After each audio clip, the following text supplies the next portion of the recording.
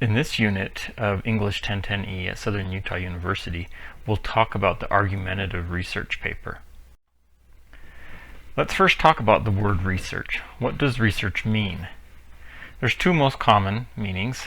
First is a noun. Research can mean careful study, usually using sources or data. But we also use it as a verb, which means a very similar thing. It means to study carefully with sources or data. English speakers use the word research as a noun in the form of a non-count noun. So, for example, a native English speaker would say, "We conducted some research," or "I read a research study." We could use research in the adjective slot there. But native speakers would never say, "I did a research," or "I read a research." We just don't use the word research as in something that we can count, that there can't be one of or two of. It's like water or milk or information. So we would say some research, or if we want to say we use it with the word study, because study can be count. So it's just something to keep in mind as you use that word research, that native speakers of English never use it as a count noun. Let's talk about our second word in argumentative research. Let's focus on this root word, argument. Now, the most common meaning of argument in everyday English is an angry debate between people, a discussion. Maybe people are yelling at each other. They disagree about something. That's not the meaning of argument that is usually used in academic environments.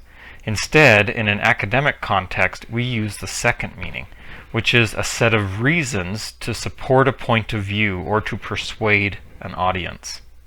So, for example, with the TED Talks you watched, those speakers had an argument. Not an angry debate, but they had something that they wanted to teach the audience or persuade the audience to believe. And so they presented a series of reasons to convince the audience of that point of view. So when we talk about argumentative research, we're talking about some kind of research or careful study, and the point of that study is to convince the readers of a particular point of view or to persuade them. So in this unit, you will work on developing a complex argumentative research paper, and we're going to do it in stages. But during this argumentative research paper, you're going to present an argument. In other words, sometimes we call this a thesis statement or a purpose statement. And it's usually stated at the introduction of your paper. And then throughout the body of your paper, you're going to support that argument using reasons and evidence and examples.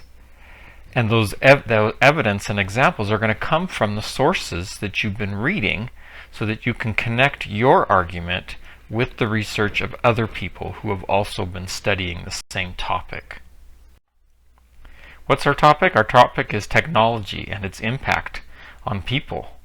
We're going to focus on what is the negative impact of technology. What are some things we need to be aware of when we use technology to avoid these negative impacts? And we'll look at three different ways of using technology. One is social media. Social media is things like Facebook, Instagram, Snapchat, TikTok. Okay, what impact do those kinds of technologies have on people? We'll also look at online entertainment, videos, games, movies online. How do these impact people? And also we'll look at information sources. How are people negatively impacted by information that is shared on the internet, including information that could be incorrect? So for the first part of this unit, we're going to focus on creating a problem paper. So in our problem paper, we want to focus on what is the problem with technology. You need to identify this problem very clearly, explain it so that the reader understands what the problem is. Then you'll want to explain the negative consequences of the problem. Why is it a problem? What is the negative impact it has on people right now, or what negative impact is it going to have on people in the future if we don't make any changes, if we just let things happen the way they are? And as you explain these negative effects, you'll want to use sources to support your reasons and your examples. An important part of conducting research is organizing the information you gather from sources. So that's why we'll use something called a research matrix. In a research matrix, we identify different sources. So if you look in this example here, we've got one source from Susan Green, okay, and she wrote an article about tech and kids published in 2019, and it can be accessed from the Time Magazine website with a URL or a website address there. And then as the researcher reads Susan Green's article, they're going to take notes on what's the problem that Susan Green identifies and what are the negative effects that she's identifying.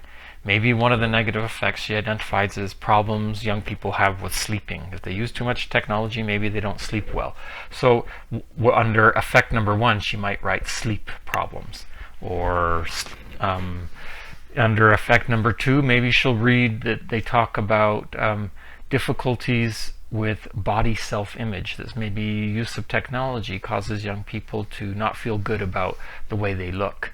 So body image might be effect number 2. And maybe those are the only 2 she talks about in her article. But then Ignacio, in his article called Our Brain, maybe he talks about the body image issue, so effect number 2, and he brings up another one, maybe effect number 3, maybe cyberbullying, where kids treat each other badly. Maybe that's effect number 3. And the researcher is going to do this for every article they read. They'll identify the source of the article, and then to what degree that article talks about the same topics that the other articles talk about, or maybe they talk about a new negative effect. Maybe you'll have 4 or 5 effects as you go through all of your articles. For the problem paper, you are required to use at least 3 articles, but you can use more if you like. Here's an example of a research matrix that a student did in one of my other courses, and you can see she's identified in the first 4 columns the referencing information, the author's name, the date, the title, the publication information, and then she has some other columns where she's going to start organizing what she's learning from each of those articles and how that information compares. So here's your task for this week. First thing you need to do is read the articles. So you'll need to read at least one general article about technology use. And then students will be separated into teams for some written discussion. And in those teams, they can talk about articles that relate to their specific team topic. So you'll use the discussion forum to compare with your group. Then each person individually will create their own research matrix on a spreadsheet. You can use the Google Sheets or use Microsoft Excel. Either one is fine. And you'll create your research matrix, and then you'll submit that through Canvas. And that's your writing assignment for this week. You don't have to write the problem paper yet. In fact, you shouldn't write it yet. At this point, you just want to collect your information and start comparing and identifying what the negative effects are that each of your sources talks about. At any point during this process, if you have questions, please contact your instructor. I'm here to help you.